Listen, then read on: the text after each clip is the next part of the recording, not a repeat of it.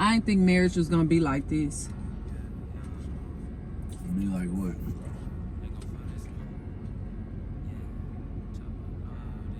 Like this. What's that mean? Like, it's just too much, you know. I don't think it's, I don't know, you know, it's not giving. What does that mean? It's not That was some giving. bull crap, bro. You just said some bull crap. It's not giving. Yeah, Like, what does that mean? Yeah, like it's just not giving, you know. It's just not. you know. No, I don't. The ladies know what I mean. It's just not really giving, you know. Y'all just be saying stuff. Karen. No, we don't. That's because we know what it means. We know what it means, but the guys, some guys don't know what it means, you know. The marriage, it's just not giving, you know. And if when something's not giving, So people want marriage until. people want marriage until. You have to take accountability for your actions. Oh God. That's my wife. No. No. You have to take accountability for your actions on both ends. Yeah, my wife. Don't take accountability for nothing. No. Yes, I Get do. upset. No. I'm saying in a marriage, you can't just peek at one person. You have to look at yourself, and then not only look at yourself according to what you think, you also have to take it to, a man would have to take into consideration what his wife is saying, and then a woman will have to take consideration of what her husband is saying. You can't pick and choose what you want to change. That's exactly right. In order for a marriage, well, in our first year of marriage, what we're learning actually is that we have to learn how to have hard conversations without getting pissed off, because we both are high-headed. You know what I'm saying? So it's like we still in a work of progress and stuff like that. But that's one of the things that's big for sure. Communication. Learning how to communicate, and even when things are heated, still knowing how to communicate. Yeah.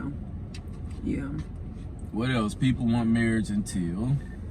People want, I'll say, women want marriage until you have to give up your independence.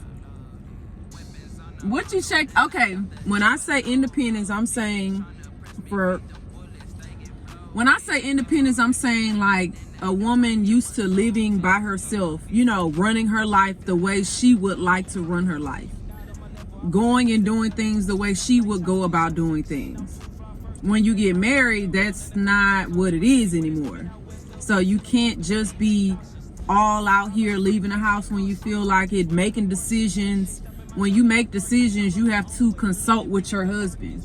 Or if you finna get ready to go somewhere, you have to, you know, let your husband know your whereabouts, you know, for safety reasons. You have to do a lot of things that you wouldn't do, like, you know, being single. The same thing for the man. Don't y'all think, guys, that just because you're the man in the situation, you can just leave the house when you feel like you don't gotta consult with your wife? You still gotta consult with your wife. Just out of respect. Yeah, it's a respect thing. Like that has nothing to do with you submitting to her. That has everything to do with, no, I'm gonna love my wife in such a way that I'm gonna let her know my whereabouts, where I'm going, when I'm coming home, so on and so forth. That is what the scriptures say in 1 Peter 3, where Peter tells the man to regard your wife as the weaker vessel, and also, you know, because she's your fellow heir. Thank you, fellow heir in the faith. So by men, you letting your wife know where you're at, and so on and so forth. That's you. You loving her well that way. People want marriage until you have to admit when you're wrong.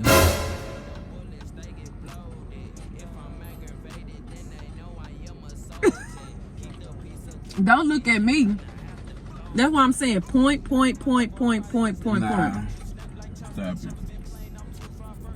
Admit when you wrong on both ends. She can't even admit when she wrong right now. That's a bald face. That's a bald face lie. You need to admit when you wrong, not okay. Look.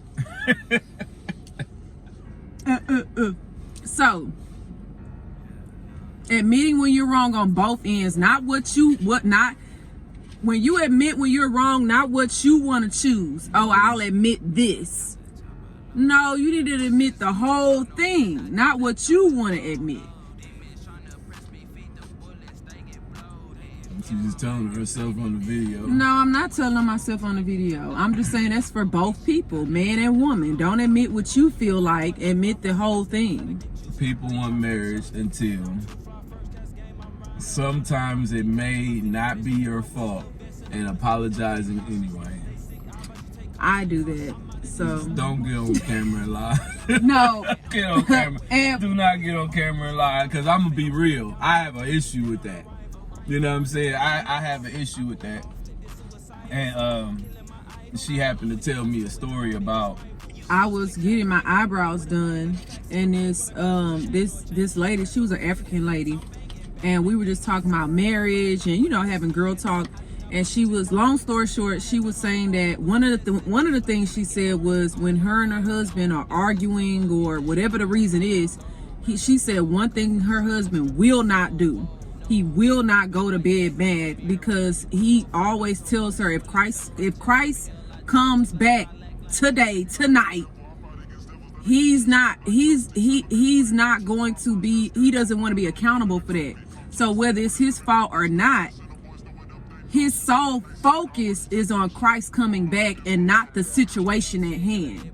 He's not solely worried about, well, she started it and she needs to apologize to me. He's saying, I'm focused on Christ coming back. And no matter whose fault it is, I'm just going to be the bigger person and apologize. Because if Christ comes back tonight, I won't be held accountable. Yeah, that's a great deal of sacrifice right there, too. People want marriage until face harsh realities about yourself. I would say for me, I knew a lot about myself, of course, but I didn't think it was that bad. I would say that, like, I didn't think it wasn't nothing that I didn't know about myself that I was shocked about. It was like I just didn't think it was that bad. So it is annoying. I say it's just being real about it. It is annoying when you have to face those harsh realities about yourself, and especially if you've been away your entire life and nobody's really complained about you that you know of, or nobody's really said nothing, and then when your spouse or whatever points it out and you got to work on it, it is kind of irritating, but it is helping you to become a better you, like. So the process is like, oh my God. If you have a husband, or a wife holding you accountable, because some people just let stuff ride and don't say nothing. But my husband holds me accountable on a lot of things. It is annoying, but I know that once I, overcome those things, then things will be, way better. One thing about that is yes, it's gonna be hard, especially when, like she said, you've been a certain type of way your entire life. But obviously, how you've been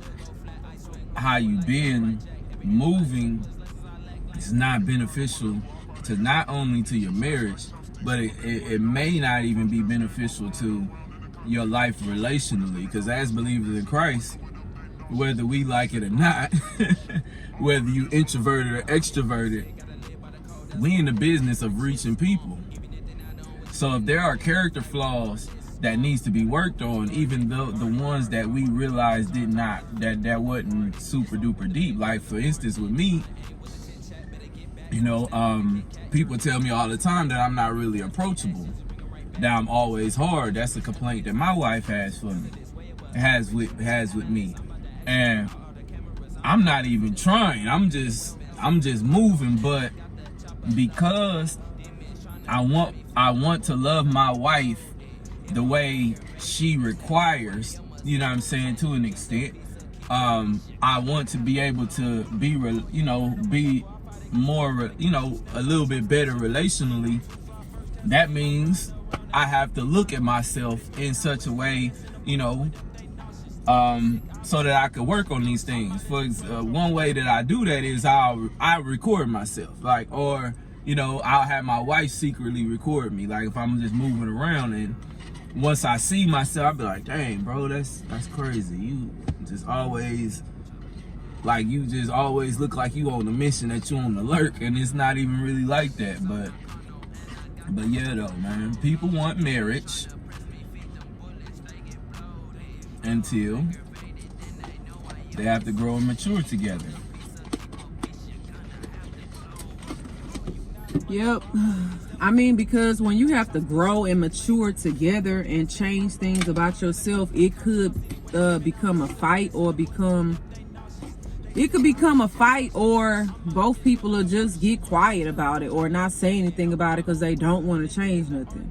It's better to, in a lot of people's heads, some people, it's better to just be quiet about it or don't change nothing about it, or, you know, because it's hard to really change something about you, change how you communicate. I would have to change how I communicate to my husband to where he can understand what I'm saying, or receive what I'm saying. So that could be frustrating at times. But yeah, I think a lot of times that men and women forget that we communicate differently.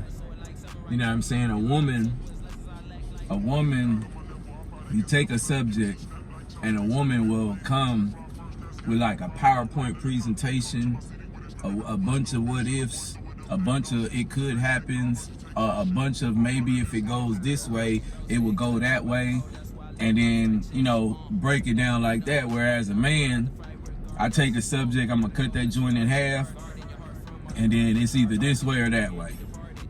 You know what I'm saying? So, you know, we have to, you know, always keep in mind that, okay, my wife communicates this way, so I have to attempt to communicate with her in that manner in order for her to receive it, and vice versa.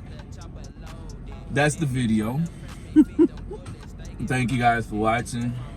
Don't forget to like, comment, and subscribe. Make sure you hit the bell icon to get all the new notifications. Yeah, though.